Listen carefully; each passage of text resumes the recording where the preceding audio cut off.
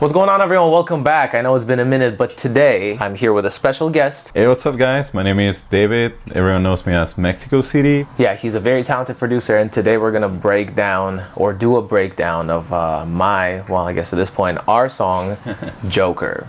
So if you're ready, let's do it. We'll produce it together, so we're gonna dive right into it. So we started with the guitar loop, all right, that Lucas played. And do you remember if it already had the little reverse? Yeah, it had like some process from the beginning. Yeah, it had that already, right? Yeah, it did. This little. Yeah, it had that. Yeah. So it kind of started with this, and we started producing with this and writing with this. Mm-hmm. This is all we had. Yeah. At first. Yeah, that's how everything. And then you did this little filtered guitar for the pre. Yeah, exactly. Yeah, you know, in the production, I usually like to filter out the main melodic element of the song, just to kind of give it a twist. So you as a listener, you can feel different section going. Right. Yeah, that it changes and takes different shapes and stuff. Mm-hmm. Okay. Then the next element we have is the synth, and this is you, I believe, as well. Yeah. Yeah. That was. Nexus, I believe. Right. Yeah, just playing the root. Right. Kind of like a bass. Yeah, exactly. Yeah, exactly. And then this one. Also, yeah. This one is crazy. Yes, actually, I don't know if you. That was the second day we worked on it, but to get to that patch, I probably scroll for 300 different presets. Spend 40 minutes just trying to dial. Is this Omnisphere? No, that's also Nexus. Nexus? Yeah. Because also it's the same one that plays in the last chorus, right? Yeah. It took me a minute to figure out that one. Yeah. That one is iconic. I actually think this is what actually brings musically the emotion to the the bridge. Because it's so big. Yes. It's such a big synth. But when I was trying to find this sound, I was definitely trying to find something that gives a lot of energy. Yeah. But it doesn't sounds too predominant on the high end of the spectrum. Right. Yeah. So that's why it took a while to find something that it was sitting on the perfect balance. I mean, for sure, because it's all across the board pretty much in terms of frequencies. It's everywhere. Yeah, because I filter out a lot of the not a lot. I filter out only up to 50. Yeah, but like you see, if you look at the high range of this track, it's not. You don't even need to do anything on the high end, and that was the most important thing, because I didn't want to take the attention out of your vocal. I definitely wanted something with energy, but still keeping the attention on the most important thing. Okay, now the next element that comes in is this Juno. I think that was yours. That was mine. Yeah, that was yours. But it doesn't even sound like a Juno anymore. Yeah, no. Because I just put so much on it. I just put so many effects on it. I did a flanger, I think, and all kinds of. I love the space it's bringing to the whole song. Yeah, because it moves differently from the leading guitar. Yeah, totally complementing. It's kind of like. Playing alongside with it. What else we got going on here? Oh yeah, my strings. Oh yeah, my strings. The strings. Nice. That go with the melody that I'm singing. Yeah. And I'll tell you right now what this is. This is the one. Nice. This is the one. Nice.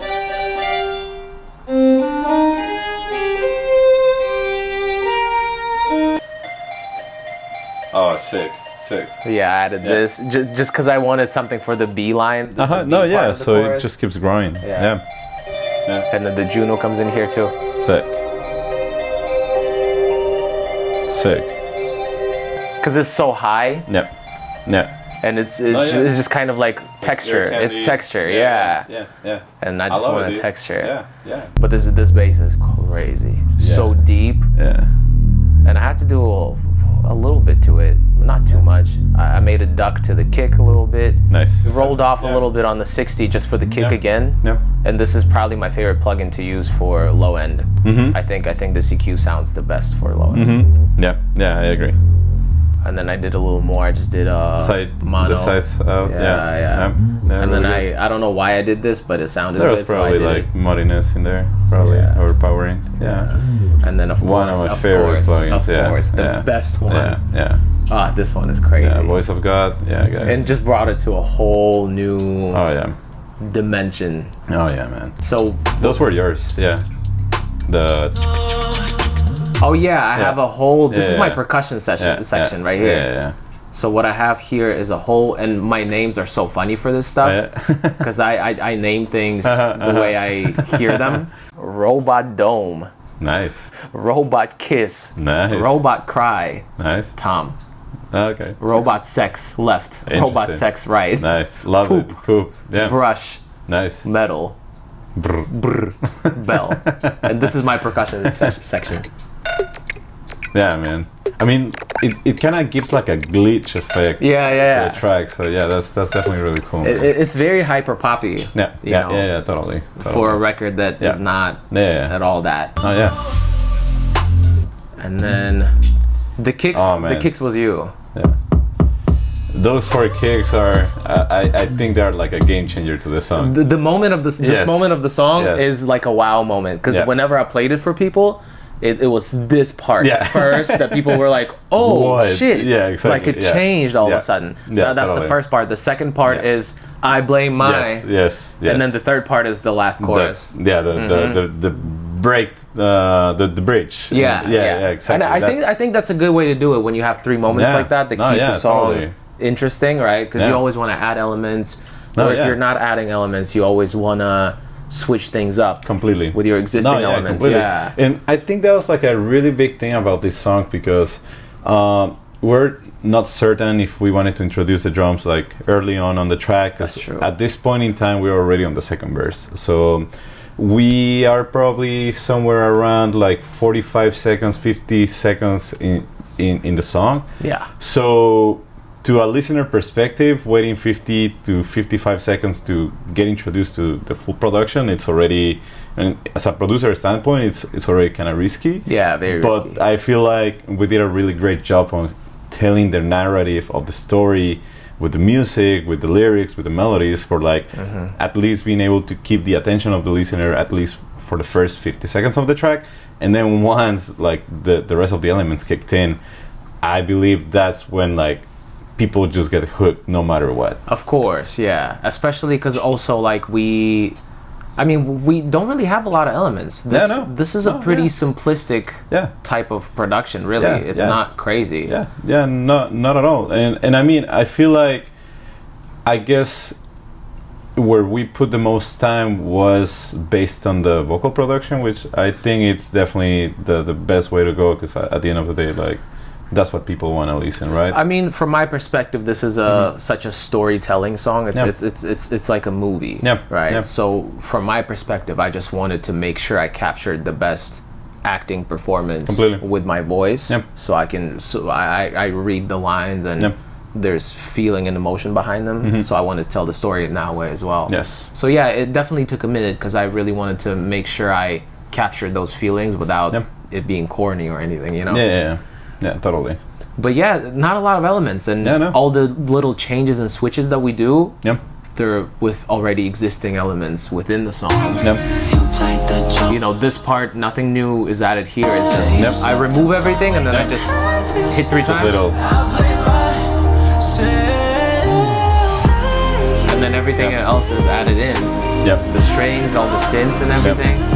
Although I'll have to say, specifically on the wrist bass that is playing in the song, I think something that gives a lot of motion to the actual bass is the glides. The glides that you put in, Yeah, exactly. I don't really see like too many producers doing that on music, and it kind of brings like a real musician element to the songs. You know, like when you're holding a guitar or a bass and you make like exactly. Absolutely. In modern music production, you don't really see that often. Not a lot. I mean, there's like 808 glides and stuff, but you know, it's a little different. Yeah, completely.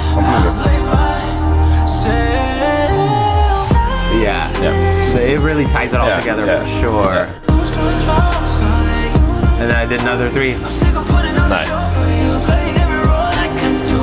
I even looped the bass here for a Awesome. second. Oh, sick. Yeah, so it hits harder. Nice. And then obviously all the little risers and all the ear candy, but Awesome. I think after the bridge, Uh-huh. this is where you went crazy with that synth right here. Oh, yeah.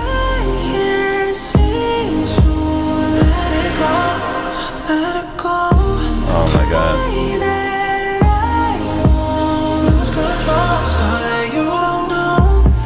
You know, since this song it was I mean the signature is 3/4. It definitely took me a little bit, like a minute, kind of like trying to figure out like the exact timing of like getting the kicks in, the staccatos and stuff like that. That's So true. That's true. It was a little bit challenging. Yeah, because a 3 space is not very common. Yeah, exactly. Yeah, exactly. And I mean, same thing when I was programming the drums. I remember just playing the music and just like active my keyboard and just like kind of like playing around in between like the kick and the snare, and like out of nowhere, man, like after 10 minutes of just playing on a loop, the actual thing that inspired the full drums is because I stopped playing and I was like, man, I don't know if I like it or not. And then I just did toot, toot, toot, toot. And that's kind of like the introduction on the second verse, and I was like, my god, like that's next level. And I got super hyped and I was like, okay, I think I know what it is, and just developed the drums. You talking about this on moment? The spot. Yeah. I exactly did that, and I was like, wait a second, did I just do that? Yeah. I mean, you also made the bass follow it too. Yep. Definitely. The drums were made first, and then well, I believe we did the bass, but it was just like a normal bass, just like white note every single note.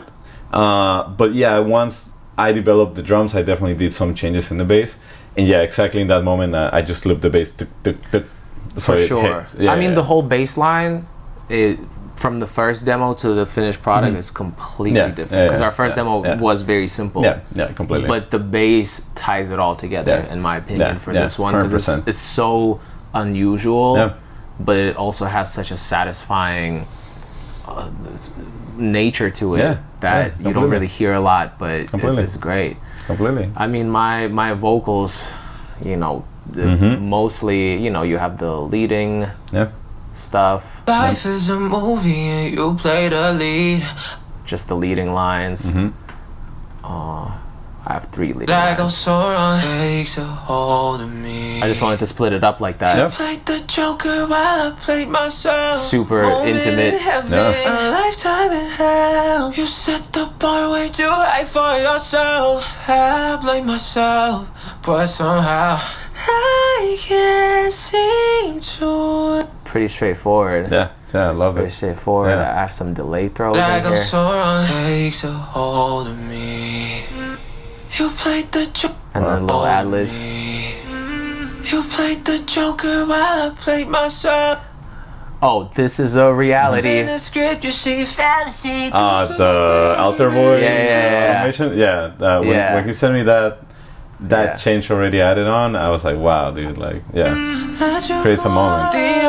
Yeah, I automated a little bit here. I brought it up a little bit, but this is a reality. it just keeps going down on this part. Loved it. And then more ad-libs. Oh, well, this is the bridge. And of course, all the harmonies. Oh, yeah, man. That's where I think we did the most. Literally. I feel like those tracks that you use solo are the main element that makes everything sound so movie theatrical. Theatrical is a good way to describe it, because you know, even the writers and I, we were talking about musical theater and stuff like that. And that's what inspired the song to begin with. You played the Joker while I played myself. A moment in heaven, a lifetime in hell. You set the bar way too high for yourself. I blame myself. Very staccato in the way that it goes. And of course, those are my favorite. The ones on the hook. You don't ever want to hear the truth, but Oh yeah, we haven't even got to these yet. This is the whole thing. Yeah, we were going crazy. Yeah. This is how many layers we did. Yeah. And it was 3 of us in the booth. Oh yeah. For all of these, every single one. Oh man, that was fun. But yeah, this was a random idea that I just got while we were doing it. Yep.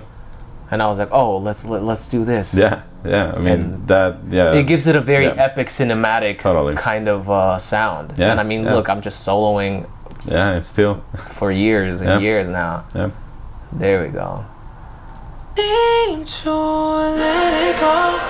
Let it Powerful. go. So many. Pray that I won't lose control, so that you don't know.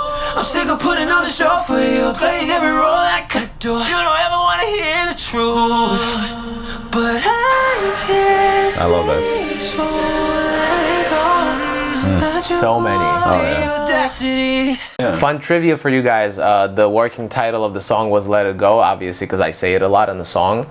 And then when the writers of this song came over here to work on another song with me, they were like, oh, what are you going to call the song? What's the title of the song? And I was like, oh, Let It Go. And they were like Frozen? And I was like, wow, I didn't even think about that. So yeah, we changed it to Joker. Yeah. But yeah, the song had about 5 people on it, including me. It's a big team effort. Oh yeah. And I mean, I think it paid off. Yeah. You know, everyone did their thing. Yeah. And you know, the song wouldn't be the same without, you know, a single element that was present. And it really came together. And this is just proof to you guys, you know, at home, that you don't really need a whole lot of, you know, layers and elements and instruments and tracks to make a song that works and can move people, you know what I mean? This is very simple. Yep. Yeah. I have songs on my second playlist that are way more complicated than this. But this one sounds the most complicated, right? You know what I mean? Yeah, totally. So yeah, to make a masterpiece, you don't need a lot. You know, you saw all of this firsthand on your screen, and it's not a lot. Totally. Do you have any advice for aspiring producers out there? Just make a lot of music, man. Every single day try to make 3 songs non-stop, and definitely I guess the most important thing is don't get discouraged, and don't get in your mind that maybe I'm not doing the right thing, you know, because the more you keep doing things and the more you keep pursuing your dream, I mean, one day it's just gonna become a reality. So I think that will be like the best advice, because, you know, like sometimes like people say like, oh, I will recommend you to use like this plugin or do this process or do this blah blah blah blah.